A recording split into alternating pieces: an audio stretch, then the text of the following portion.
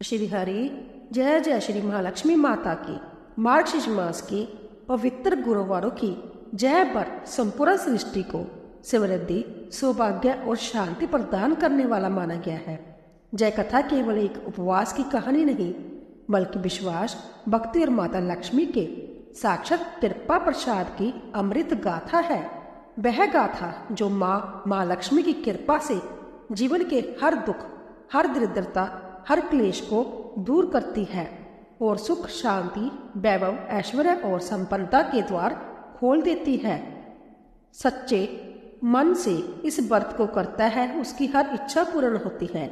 कहा गया है कि ओम धन प्रदाय नमो नमः। जो भक्त श्रद्धा और प्रेम से इस व्रत को करता है जब कथा का श्रवण करता है उसकी सभी मनोकामनाएं पूर्ण होती है, दुख दरिद्र दूर हो जाता है और उसके घर सदा माँ लक्ष्मी का वास होता है।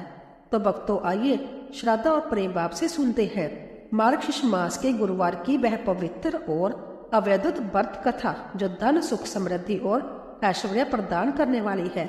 द्वापर युग में सौराष्ट्र नामक प्रदेश में भद्र शिव नाम के एक धर्मात्मा विद्वान और न्यायप्रिय राजा राज्य करते थे।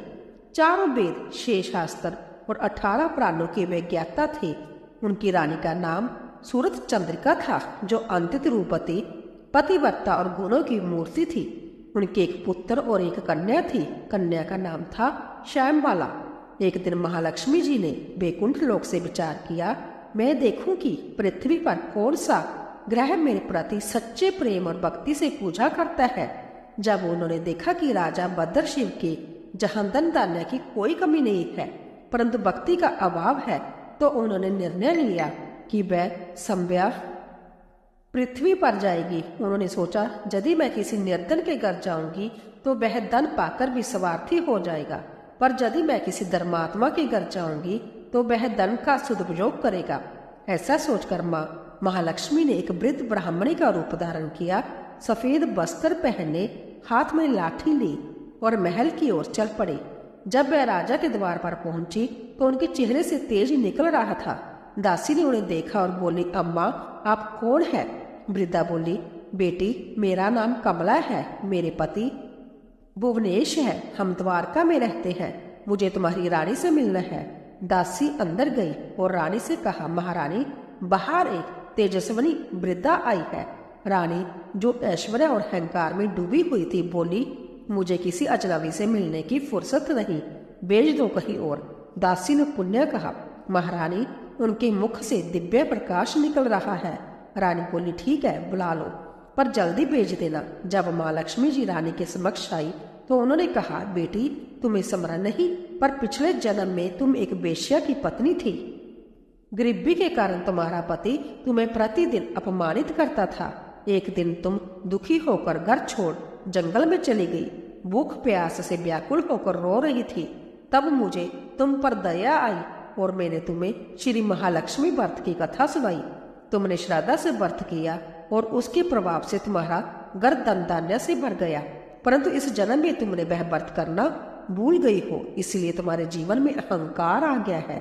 याद रखो, जो माँ लक्ष्मी व्रत को भूल जाता है उसके जीवन से लक्ष्मी चली जाती है।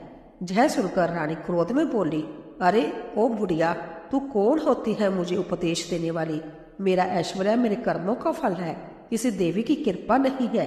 यह सुनकर माँ लक्ष्मी जी मुस्कुराई और बोली, जहाँ अभिमान आता है वहाँ विनाश भी आता है। इतना कहकर वह चल पड़ी। यह सब श्यामबाला ने देखा। वह दौड़कर माँ के चरणों में गिर पड़ी और बोली, माँ क्षमा करे, मेरी माता ने अपराध किया है। माँ ने प्रेम से कहा, बेटी तू श्रद्धावान है इसीलिए मैं तुझे वर देती हूँ। आज अगन मास का पहला गुरुवार है, तू माँ लक्ष्मी व्रत कर, तेरे जीवन में सुख और वैभव आएगा। श्यामबाला ने व्रत किया, पूजा की और उसी व्रत के प्रभाव से शीघ्र उसका विवाह एक सुंदर राजकुमार से हुआ। वह ससुराल में सुखी रहने लगी। उधर रानी पर माँ का प्रकोप हुआ, राज्य में अकाल पड़ा, धन समाप्त हुआ, राजा रानी दरिद्र हो गई। रानी बोली, राजन हमारा दामाद बड़ा राजा है, चलो उसके पास चले, वह हमारी मदद करेगा। वह दोनों गए। रास्ते में तालाब के किनारे विश्राम किया। नगरवासियों ने उन्हें देखा और श्यामबाला को समाचार दिया। श्यामबाला दौड़ी आई, माता पिता को सम्मान दिया, रत्नों और स्वर्ण से स्वागत किया। पर जब राजा रानी घर लौटे तो देखा कि स्वर्ण की जगह गड़े में कोयले भरे हैं। यह माँ का प्रकोप था। रानी ने पश्चाताप किया। अघन मास का अंतिम गुरुवार आया। उसने स्नान कर श्रद्धा से महालक्ष्मी व्रत किया, पूजा की, कथा सुनी, दान दिया। माँ प्रसन्न हुई और वरदान दिया, अब तेरे घर में फिर धन वैभव और ऐश्वर्य की वर्षा होगी। राज्य में फिर सुख लौट आया। रानी आनंद में रहने लगी। कुछ समय बाद श्यामबाला अपने पिता के घर आई। रानी ने उसका आदर नहीं किया, पर श्यामबाला ने कुछ नहीं कहा। लौटते समय उसने थोड़ा नमक लिया। पति ने पूछा, क्या लाई हो मायके से? वह बोली, वहां का सर लाई हूं। दूसरे दिन बिना नमक का भोजन बनाया। पति ने कहा, भोजन फीका है। उसने नमक डाला और स्वादिष्ट हो गया। श्यामबाला बोली, जैसे भोजन बिना नमक के अधूरा है, वैसे जीवन बिना माँ लक्ष्मी की कृपा के अधूरा है। पति मुस्कुराया और बोला, सत्य कहा, लक्ष्मी कृपा ही जीवन का सार है। जो भक्त मार्गशीर्ष मास के गुरुवार को श्रद्धा और भक्ति से श्री महालक्ष्मी व्रत करता है, जहाँ यह कथा सुनाता है, उसके घर से दरिद्रता दूर होती है और माँ लक्ष्मी सदा उसके गृह में निवास करती है। प्रेम से बोलिए श्री महालक्ष्मी माता की जय। प्रातः काल में एक महान धर्मात्मा और प्रजा बत्सल राजा हुआ, जिसका नाम था मोरध्वज। उसके राज्य में ना कोई भूखा था, ना नंगा, ना ही दुखी। सब समृद्ध और प्रसन्न थे, क्योंकि उस राज्य में हर घर में महालक्ष्मी की आराधना होती थी। मार्गशीर्ष मास का आगमन होते ही पूरा नगर सुनहरे दीपों से सज जाता। घर घर में कलश स्थापित होते और स्त्रियां गीत गाती, आओ लक्ष्मी माता, आओ हमारे घर। कहा जाता है कि संभ्य माता लक्ष्मी उस दिन स्वर्ग लोक से पृथ्वी पर उतरती है और जिनके घर में सच्ची भावना से दीपक जलता है, वहां निवास करती है। एक बार उसी राज्य में एक निर्धन ब्राह्मण दंपत्ति रहते थे। पति दिन भर भीख मांगकर जैसी तैसी अन्न जुटाता और पत्नी ईश्वर का स्मरण करती। वह हर गुरुवार लक्ष्मी जी की पूजा करना चाहती थी, परंतु गरीबी ने उसे रोक रखा था। एक दिन उसने मन में दृढ़ निश्चय किया, अब चाहे मेरे पास कुछ ना हो, पर मैं इस मार्गशीर्ष शुक्ल गुरुवार को माता का व्रत अवश्य करूंगी। वह सुबह जल्दी उठी, नदी में स्नान किया, एक मिट्टी के कलश को धोकर उसे देवी का प्रतीक मानकर रख दिया। उसने तुलसी के पत्ते, हल्दी की बिंदी और अपने फटे आंचल का टुकड़ा ही वस्त्र बनाकर माता को अर्पित किया। आंखों में आंसू और हृदय में प्रेम था। वह बोली, हे महालक्ष्मी माता, मेरे पास सोना नहीं, चांदी नहीं, लेकिन मेरा मन आपके चरणों में समर्पित है। कृपा करें माता। उसी रात जब वह थक कर सोई तो उसके स्वप्न में माता प्रकट हुई। स्वर्णमयी आवा, कमल का आसन और हाथों में कमल पुष्प लिए वह मुस्कुराते हुए बोली, बत्से, तेरी भक्ति ने मुझे प्रसन्न किया है। मैं तेरे घर में स्थायी रूप से निवास करूंगी। अगली सुबह जब वह जागी तो उसके छोटे से कुटीर में चमत्कार हो चुका था। फर्श पर चांदी के सिक्के, कोने में अनाज के बर्तन, दीवार पर सजे बस्तर और सुगंध से महकता वातावरण। पति भी स्तंभ रह गया। दोनों ने माता को नमन किया और गांव वालों को यह समाचार दिया। सब ने आकर देखा कि सचमुच लक्ष्मी माता ने उस निर्धन दंपत्ति पर कृपा की है। गांव की स्त्रियां चकित थी। ब्राह्मणी ने सबको बुलाकर कहा, बहनों, यह कोई जादू नहीं, यह तो श्रद्धा का परिणाम है। यह मार्गशीर्ष का व्रत करो, माता प्रसन्न होगी। उसने सबको बताया कि इस व्रत में क्या करना चाहिए। प्रांतीय स्नान कर घर की सफाई करो, पीले वस्त्र धारण करो, स्वच्छ स्थान पर माता की मूर्ति या चित्र स्थापित करो, गंध, पुष्प, दीप, धूप, फल और नैवेद्य से पूजन करो। फिर ओम श्री ह्रीम क्लीम श्री लक्ष्मी नमः का जप करो और कथा का श्रवण करो। इस कथा को सुनने मात्र से पाप नष्ट होते हैं और धन की वृद्धि होती है। उसी गांव में एक और स्त्री थी जो बहुत घमंडी और लोभी थी। उसने सोचा, यदि सब जय व्रत कर रही है तो मैं भी करूंगी, ताकि लोग मुझे धनवान समझे। उसने बिना मन लगाए पूजा की, कथा के बीच में ही उठकर चली गई। उसी रात लक्ष्मी जी ने उनसे कहा, जहाँ श्रद्धा नहीं वहां मैं नहीं, दिखावे से मुझे प्रसन्नता नहीं होती।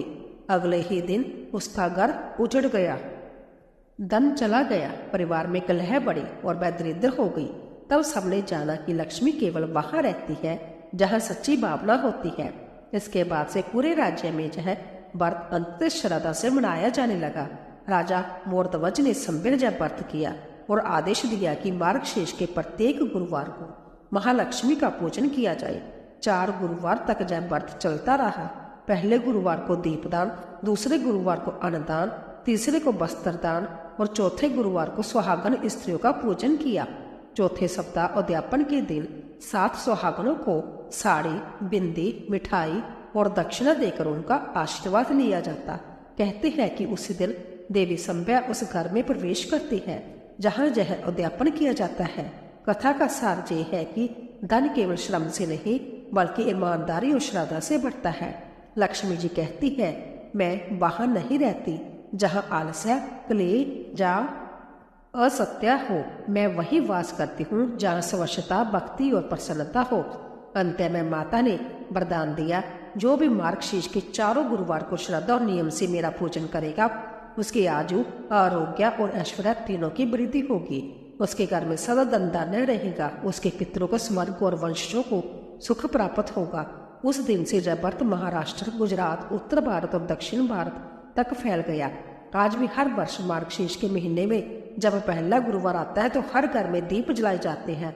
स्त्रियां गाती हैं, जय जय माँ लक्ष्मी माता, धन की वर्षा कर माता। ऐसा विश्वास है कि यदि कोई भक्त इस कथा को श्रद्धा से सुन ले तो उसके घर में माता लक्ष्मी का स्थायी निवास होता है।